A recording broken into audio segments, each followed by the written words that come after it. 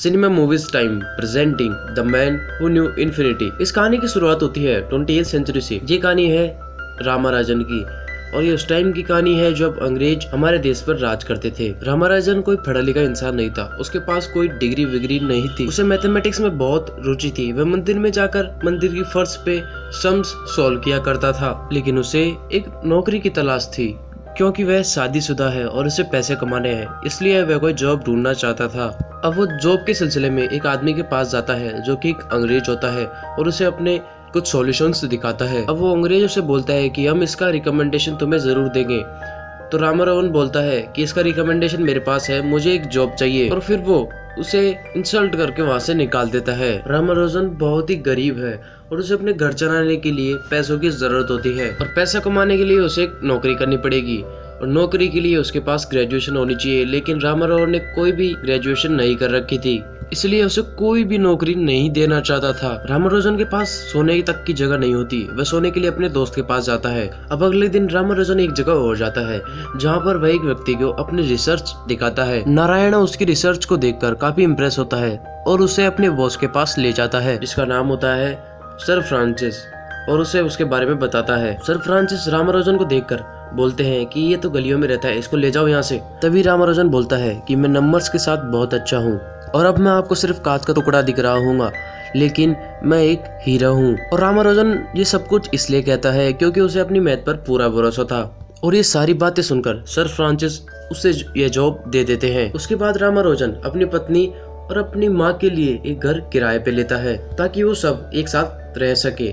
उसकी माँ और उसकी पत्नी वहाँ पर आ जाती है, लेकिन उस घर में एक ही बेड होता है। तो रामारावन बोलता है कि मैं नीचे सो जाऊंगा, मुझे इसकी आदत है।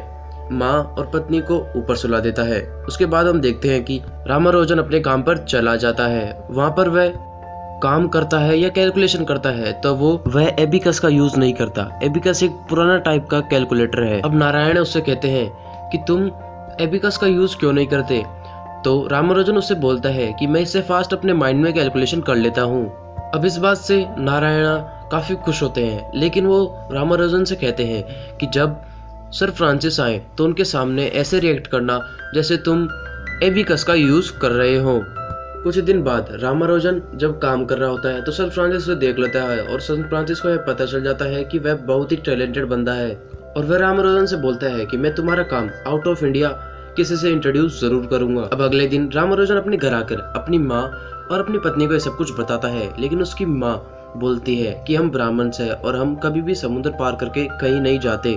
और इसी बात से रामारावन को काफी डिसअपॉइंटेड फील होता है, लेकिन जो नारायण होता है वो उसे एनकरेज करता है और उसे बोलता है कि तुम्हारा ये काम तुम्हारे साथ नहीं मरना चाहिए, तुम्हें इसे पब्लिश करना चाहिए। अब रामारावन जी.एच. घाटी को, जो कि कैम्ब्रिज यूनिवर्सिटीज के एक फेमस मैथमेटिशियन है, उन्हें अपने कुछ सॉल्यूशंस भेज देता है। और जी.एच. घाटी को रामारावन का काम बहुत ही पसंद आता है। वो इसमें इंटरेस्ट लेना चाहते थे, इसलिए वह उसे अपने पास बुला लेते हैं।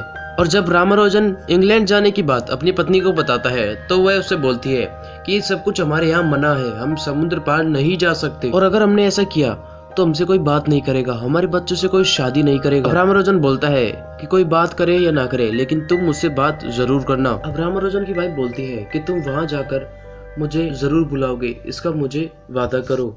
और रामारावन इस बात पर मान जाता है। अब रामारावन को अपने बाल और चोटी दोनों कटवानी थी और वह अपनी पत्नी को बोल देता है कि मेरी चोटी काट दो। हालांकि अभी ये बात नॉर्मल है, लेकिन उस टाइम ये बात नॉर्मल नहीं थी। 20वीं शताब्दी के ब्राह्मण अपनी बाल और चोटी नहीं कटवा सकते थे। अब रामारावन अपनी पत्नी से बोलता है कि मेरे बाल काट दो, और उसकी पत्नी उसके बाल काट देती है। अब रामारावन की माँ उसे देखकर घबरा जाती है और उसकी माँ को बहुत दुख होता है क्योंकि एक ब्राह्मण के बाल कटना पूरे समाज में उनकी बदनामी होना, लेकिन फिर भी उसकी माँ उसका साथ देती है। और जब रामारावन इंग्लैंड जा रहा होता है तो उसकी माँ उसे बोलती है कि कभी भी अपने ब्रह्मताओं को मत भूलना, मतलब अपने खानों को कभी भी अशुद्ध मत करना, यानी किसी भी तरह का नॉनवेज मत खाना। अब रामारावन अपनी पत्नी और अपनी माँ को अलविदा कहता है। अब रामारावन इंडिया के मद्रास शहर से इतनी बड़ी यूनिवर्सिटी तक पहुंच जाता है, यानी कि यूनिवर्सिटी ऑफ कैम्ब्रिज तक पहुंच जाता है, जहां पर एक होनहार बच्चा पढ़ना चाहता है। अब जी.एच. हार्टली के इस फैसले पर उसके सभी प्रोफेसर्स उससे नाराज होते हैं क्योंकि राजा राममोहन के पास कोई भी प्रूफ नहीं था जिससे वह बता सके कि ये सब कुछ सॉल्यूशन उसी ने किया है। अब जी.एच. हार्टली रामारावन से मिलकर उसे बोलता है कि हम अगले दिन मिलेंगे। अब अगले दिन रामानुजन जीएचआरडी के रूम में जाता है और उसने इस दिन जूते नहीं चप्पल पहने थे क्योंकि वो चप्पल में ही कंफर्टेबल फील करता है। अब यहाँ पर एक बंदा आता है जिसका नाम होता है लिटिल हुड। वह जीएचआरडी के साथ काम करता है। जीएचआरडी रामानुजन को बोलते हैं कि तुम्हें कुछ लेक्चर्स अटेंड करने होंगे क्योंकि जो भी तुम्हारी थ्योरीज है उसे तुम्हें प्रूफ करना होगा ताकि इस काम को पूरी दुनिया तक पहुंचा सके और पूरी दुनिया इन सब को आसानी से पढ़ सके। ये सभी रामानुजन को बिल्कुल लाइट में ले लेते हैं। रामानुजन बोलता है कि मैंने जो भी आपको भेजे थे उस पर मैंने लिखा था कि ये सब कुछ एक सैंपल है, मैं इससे ज्यादा आपके साथ शेयर कर सकता हूँ। अब रामानुजन जीएचआरडी को अपनी एक बुक देता है जिसमें उसने जो भी थ्योरीज और प्रूफ सोल्व किए थे वो उसे बताता है। अब जीएचआरडी और लिटिल हुड इस बुक को देखकर काफी हैरान हो जाते हैं।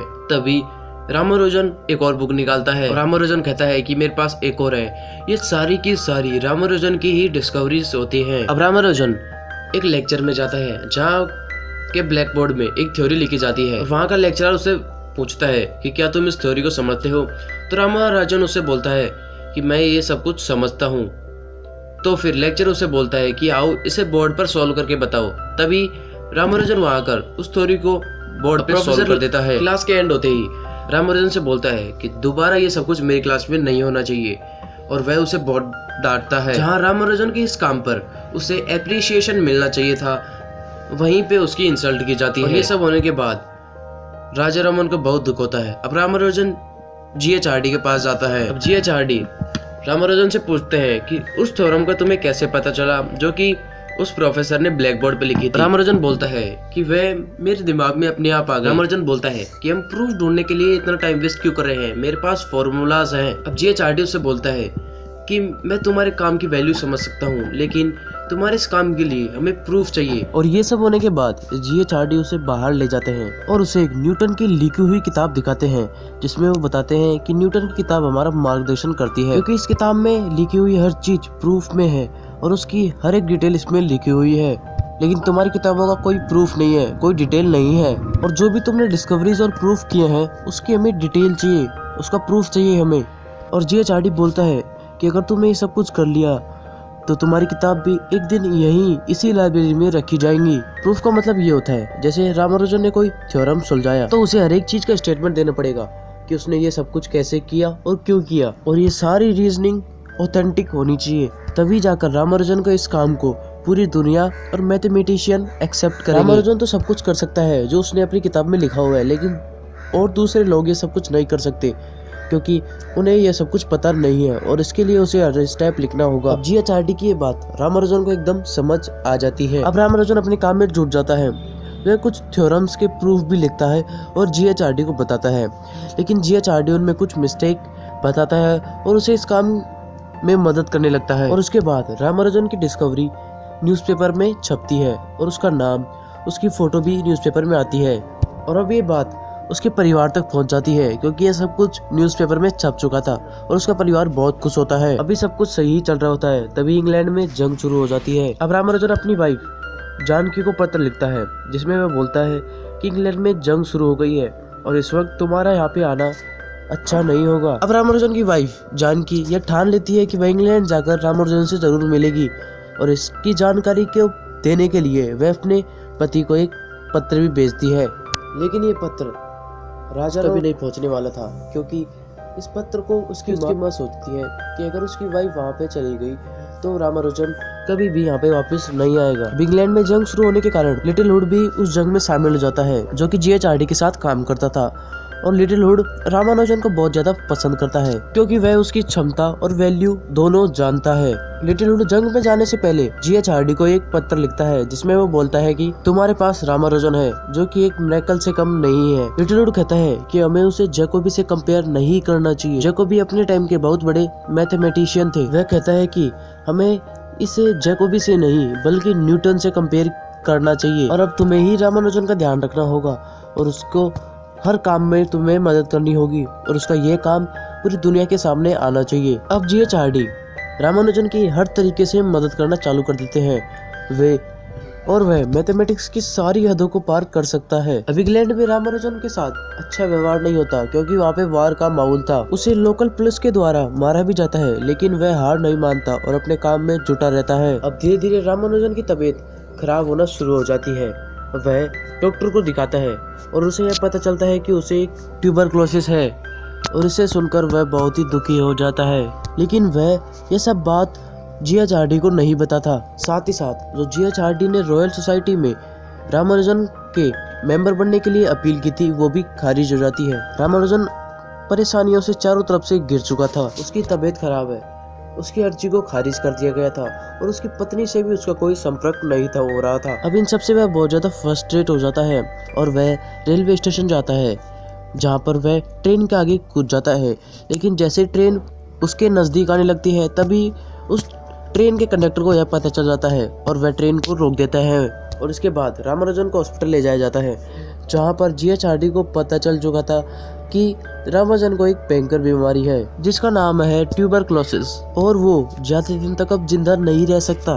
Doctor G H. हार्डी को बोलता है कि अब अगर रामानुजन को कोई बचा सकता है तो वो है प्रेयर्स, आप इनके लिए दुआ करिए। वहाँ पर जी.एच. हार्डी को ये सब कुछ नहीं पता होता कि रामानुजन के जिंदगी में इतनी सारी मुसीबतें चल रही हैं और वो कहता है अगर तुम मुझे इसके बारे में पहले बताते थे तो मैं शायद तुम्हारी कुछ मदद करता। रामानुजन को ये भी बोलता है कि मैं एक अच्छा दोस्त नहीं हूँ, कभी नहीं, मैं एक सिर्फ और सिर्फ एक मैथमेटिशियन हूँ और इसके अलावा कुछ नहीं। अब रामानुजन उसे बोलता है कि क्या तुम्हें पता है कि मुझे मैथमेटिक्स के इतने सारे फॉर्मूलास और थ्योरी कहाँ से आते हैं। रामानुजन कहता है कि मेरे ईश्वर से, रानागिरी, वो मुझसे बात करते हैं जब मैं जागता हूँ, सोता हूँ और प्रे करता हूँ और ये सारे फॉर्मूलास और थ्योरी मेरे दिमाग में डाल देते हैं।